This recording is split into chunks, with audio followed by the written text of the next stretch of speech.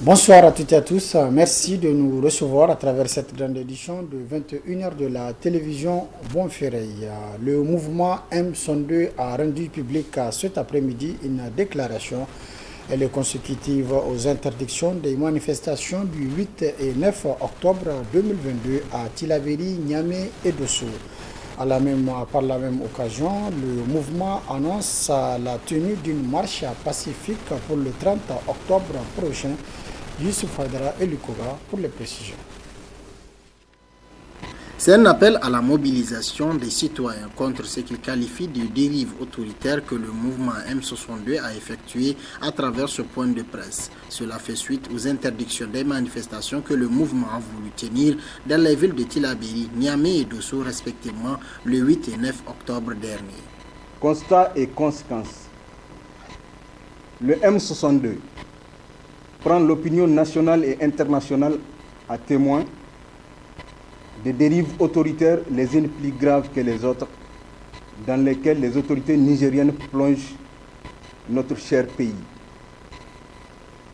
consacrant ainsi un recul grave de la vie républicaine et un coup dur pour notre chantier de démocratisation. Il est donc nécessaire pour les citoyens nigériens et au-delà tous les amis du Niger, chacun en ce qui les concerne, de redoubler d'efforts afin de contribuer à la sauvegarde de la démocratie nigérienne, chèrement acquise au lendemain de la conférence nationale souveraine. Loin d'ébranler l'engagement du mouvement M62, ces derniers annoncent une nouvelle manifestation qui aura lieu le 30 octobre prochain. Ces comportements anachroniques, irresponsables et antidémocratiques des autorités nigériennes, loin de nous décourager, ne font que renforcer davantage notre détermination à persévérer dans ce noble combat pour un changement de la gouvernance dans notre pays. C'est fort de cette conviction que le mouvement M62 Motunchi Burkintarey lance un appel à manifestation le dimanche 30 octobre 2022 pour contraindre le gouvernement à revenir sur sa mesure d'augmentation du prix du litre à la pompe du gasoil nigérien, prendre des mesures conséquentes pour lutter contre la vie chère au Niger, faire droit à la demande du peuple nigérien de chasser les forces étrangères installées sur le sol nigérien, particulièrement Barkhane du territoire nigérien. Ce point de presse du mouvement M62 s'est tenu à un moment où le mouvement connaît une crise interne due, semble-t-il, à un problème de leadership entre les acteurs. La Commission nationale des droits humains, la CNDH, a animé cet après-midi un point de presse à son siège. Il est relatif à la situation d'un détenu malade incarcéré à la prison civile de Niamey. Après donc investigation, la CNDH demande l'évacuation urgente du capitaine Issa Amadou Koundje, puisque c'est de lui qu'il s'agit. N'est-ce pas, Abdelaziz Mohamedou et Rabilabou? La plainte reçue par la Commission nationale des droits humains, enregistrée sous le numéro 829 demandant l'évacuation sanitaire d'urgence du capitaine Issa Amadou Koundje émane du lieutenant Hambali. Elle fait cas de la dégradation de l'état de santé de l'officier des forces armées nigériennes en détention à la prison civile de Niamey. Les premières investigations ont permis de comprendre que le détenu est à Niamey. Parce que quand vous suivez les propos qui circulent sur les réseaux sociaux, on a l'impression que ce dernier serait à Terra. Mais il n'en est rien. Cette équipe a effectué le déplacement à la maison d'arrêt de Niamey et a pu échanger avec le détenu. Ils ont échangé avec le détenu, ils ont échangé avec le régisseur, ils ont échangé avec l'infirmier de la maison d'arrêt. Ils ont aussi échangé avec le médecin traitant du malade. Le constat qui ressort, c'est qu'effectivement, son état est grave. Il n'y a pas une prise en charge adéquate sur place ici. C'est pour cela que la conclusion de la commission, c'est que ce détenu doit être évacué pour une prise en charge dans un centre vraiment qui correspond à la spécialité de la maladie. Nous avons automatiquement touché les autorités compétentes par rapport à la question avec expressément une demande qui consiste à ce qu'il soit évacué dans un centre spécialisé. En vertu du secret de la protection des données à caractère personnel et médical, la CNDH n'a pas donné de détails sur la nature de la maladie du capitaine Issa Amadou Kounché, mais a justifié sa position. Il y a le pacte international relatif aux droits économiques, sociaux et culturels environnementaux qui a été signé par le Niger le 7 mars 1986 qui stipule que les États partis reconnaissent les droits qu'a toute personne de jouir du meilleur état de santé physique et mentale. Il y a aussi la Constitution de l'Organisation mondiale de la santé qui prévoit effectivement la même chose, qui dit que la possession du meilleur état de santé qu'il est capable d'atteindre constitue un droit fondamental. Tous ces instruments-là sont venus couronnés par l'article 13 de la Constitution qui dit que l'État doit garantir à tout un chacun le droit à la santé. Notre mandat, c'est de veiller à ce que lorsque nous sommes témoins ou lorsque nous sommes informés d'une violation des droits humains, que nous travaillons à ce que cela cesse. Et c'est dans ce cadre-là que nous faisons notre travail en toute indépendance, sans état d'âme. La CNDH réaffirme une fois de plus son engagement conformément à son mandat à veiller à la protection et à la promotion des droits humains au Niger. Elle a cependant invité surtout les citoyens à utiliser les services de cette institution indépendante de la République. Autre aspect de cette édition, le président de la République a présidé cet après-midi la clôture du Forum national sur la vaccination et l'éradication de la polio au Niger. Une déclaration dite de Niamey a été signée par les parties prenantes et partenaires du Niger. Plus de précisions dans ce compte rendu. Le Niger et ses partenaires intervenant dans le domaine de la santé unissent leurs forces et moyens disponibles pour ensemble relever les défis en matière de la vaccination et de l'éradication de la polio au Niger. Le présent forum se veut un cadre d'encourager l'engagement national pour la mise en œuvre de la déclaration d'Addis Abeba sur la vaccination et l'agenda de vaccination 2030 et maintenir l'engagement des partenaires internationaux du domaine. Nous mènerons un combat sans relâche pour que tous bénéficient des vaccins que nous avons aujourd'hui et ceux que nous nous engageons à acheter demain pour qu'ils soient disponibles pour l'ensemble des enfants et des femmes du Niger.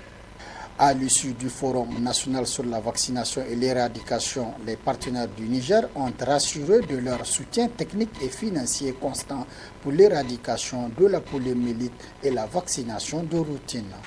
Vous pouvez compter, Excellence, Monsieur le Président de la République, sur l'engagement de l'Alliance Gavi et de ses partenaires à continuer à appuyer les initiatives très fortes que vous prenez en faveur de la vaccination et pour améliorer l'accès équitable aux vaccins. Afin d'obtenir l'objectif d'une couverture de 90%, il est important de renforcer le rôle très critique de nos chefs traditionnels, de nos chefs religieux et de nos organisations de la société civile.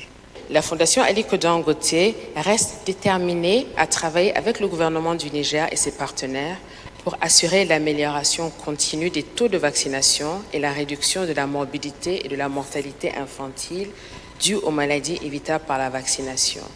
Le président de la République a réaffirmé l'engagement de l'État à relever les défis en faveur de la vaccination et de l'éradication du polio, tout en demandant l'accompagnement des partenaires au Niger. Nos engagements feront en sorte que chaque cible de vaccination, où qu'elle se trouve, quel que soit son âge, son sexe, sa condition sociale et son appartenance communautaire, bénéficie pleinement et sans obstacle des vaccins retenus dans le cadre du programme national de vaccination pour sa santé, son bien-être et pour la protection collective tout simplement. Afin d'atteindre ce noble objectif de protection des enfants, le gouvernement du Niger est mobilisé totalement en faveur de la vaccination dont il restera champion. J'ai donné les instructions et je l'ai dit à tous nos partenaires avec qui nous avons eu l'occasion d'en discuter pour que 4 milliards de francs CFA et peut-être 4 milliards 300 millions soient engagés et libérés d'ici la fin de l'année afin que nous soyons à jour dans ce que la petite Mohamed Lawali a appelé notre devoir vis-à-vis de ces enfants de 0 à 5 ans. Au cours du présent forum, les acteurs et partenaires se sont engagés à signer la déclaration de Niamey pour enfin s'assurer d'une mise en œuvre effective des engagements pris. Au Niger, selon les statistiques du système des Nations Unies de 2021, la couverture vaccinale est de plus de 80%. La cérémonie a été sanctionnée par la signature de la déclaration de Niamey effectuée par le Premier ministre, chef du gouvernement. Et puis l'ONG Oxfam Niger a animé cet après-midi un point de presse à Niamey. Il a été donc question pour l'Oxfam Niger de faire la présentation du rapport de l'indice d'engagement des inégalités à 2022. La teneur donc de ce point de presse avec Samira Ali Maïga sur les images de Rabilab. Rapport de 20 pages sur l'indice de l'engagement pour la réduction des inégalités, c'est ce qui a été présenté par Oxfam Niger en partenariat avec Development Finance International autour d'un communiqué de presse qui a réuni les journalistes et les différents membres des ONG. Vous avez beaucoup de détails dans ce rapport. Ce rapport, c'est une synthèse également. Vous avez normalement des liens qui permettent d'avoir tout le paquet. Vous avez 77 pages de rapport. Et vous avez aussi des contacts, donc des personnes qui ont contribué à élaborer, donc ils sont prêts, bien sûr, à approfondir les échanges, afin donc d'éclaircir un peu l'opinion publique. Alors, aujourd'hui, donc, nous allons procéder au lancement. C'est pour dire que dans la moitié des pays donc, les plus pauvres du monde, les dépenses de santé ont diminué malgré la pandémie, tandis que 95% des pays ont gelé, voire réduit les impôts sur les personnes et les entreprises les plus riches. L'indice d'engagement pour la réduction des inégalités de cette année fait le point de 2 ans de gestion de la COVID-19. Les pays riches, comme les pays pauvres, ont favorisé l'explosion des inégalités économiques depuis le début de la pandémie en 2020. Alors, l'immense majorité des gouvernements ont réduit leurs dépenses de santé, d'éducation et de protection sociale. En outre, ils ont refusé d'augmenter les impôts sur les bénéfices exceptionnels et les accumulations de richesses. Alors, l'indice de l'engagement à la réduction des inégalités 2022, donc indice ERI, est la première analyse détaillée portant sur les politiques et les actions de réduction des inégalités que 161 gouvernements ont pu mener durant les 2 premières années de la pandémie. Les différents membres des ONG ont présenté à l'assistance les activités menées par leurs structures dans la lutte contre les inégalités. Tour à tour, les participants ont posé des questions auxquelles Oxfam a apporté des éclaircissements. Autre aspect de cette édition, la compagnie de téléphonie mobile RTL Niger organise donc depuis cet après-midi la 2e édition du tournoi de football des grandes vacances dénommé Coupe des Coupes TGV RTL. Le lancement a eu lieu cet après-midi à travers une conférence de presse animée par le directeur de la compagnie en présence des représentants des comités d'organisation des différents TGV, Boukara Amadou et Omar Boukari pour les précisions. La présente conférence de presse marque le lancement officiel de la 2e édition du tournoi de football des grandes vacances dénommé Coupe des Coupes de TGV RTL. Cette 2e édition fait suite à la première qui a regroupé 16 équipes de Niamey et qui, selon les initiateurs, a donné un succès éclatant. Cette première édition est un succès au-delà de toutes nos espérances. Car elle a permis à de nombreux jeunes footballeurs peu concourus se faire connaître du plus grand public et de vivre leur passion du football. J'ai été heureux de voir les individus, les familles, voir les quartiers entiers vivre et vibrer de cette passion en direct et d'accomplir leur rêve, à savoir pratiquer leur sport et soutenir leurs proches. C'est dans ce cadre que s'inscrivent toutes nos activités sociales, culturelles et sportives. Est-il besoin de vous le rappeler que le football est un sport national qui rassemble et qui réunit les quartiers, les communes, les villes dans tout le pays. Présent au Niger depuis près de 21 ans, la compagnie de téléphonie mobile Airtel a eu à organiser plusieurs activités sportives dans l'ensemble du pays. Nous avons à plusieurs reprises organisé des championnats de lutte traditionnels dénommés Airtel Cocoa et apporté notre support à plusieurs autres fédérations ou clubs sportifs. C'est de dire ici tout notre attachement au sport parce qu'il dispose d'une capacité unique non seulement à unir et à responsabiliser les communautés, mais aussi à créer un impact communautaire positif de la base jusqu'au niveau national. Pour rappel, le groupe Barty, dans tous les pays où il opère, a défini une politique de responsabilité sociale dans les domaines de l'éducation, la culture, le sport et la santé. Présent à cette conférence de presse, le représentant des comités d'organisation des différents TGV de la capitale s'engage à s'investir pleinement et à accompagner l'organisation de cette compétition qui offre à la jeunesse de Niamey un cadre d'épanouissement, de promotion et de valorisation de leurs talents. C'est la fin de cette édition. Merci de l'avoir suivi à toutes et à tous. Prochain rendez-vous de la rédaction demain, Inch'Allah, à partir de 12h30. Très bonne réception. Au revoir.